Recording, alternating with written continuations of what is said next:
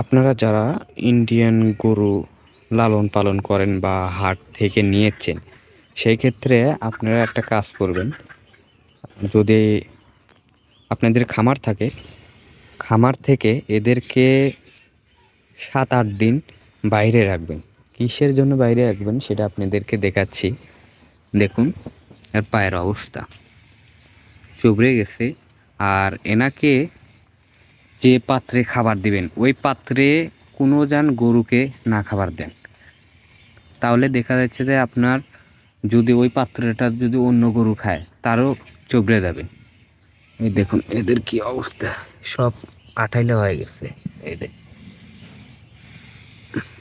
দেখুন সব আঠাইলে হয়ে গেছে।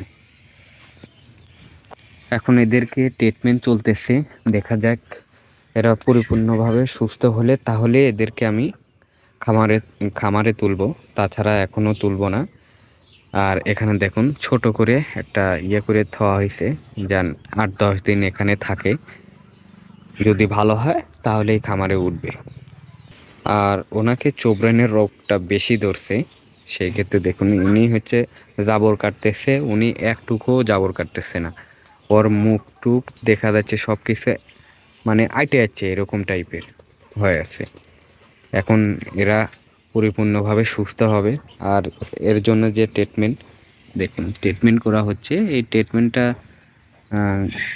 অনেক মেডিসিন দিয়ে তারপরে জ্ঞান এটা সারানো হয়। যেরকম 7 রকমের হচ্ছে যে গাছের কষ দিলে সর্বোচ্চ ভালো হয়। আর যাদের এরকম সমস্যা হয় তারা আমাকে কমেন্ট করবেন, ভাই এটা ভালো হবে কিভাবে, আমি কি ওষুধটা ব্যবহার করি আর কি গাছের ছালগুলো এখানে ব্যবহার করি।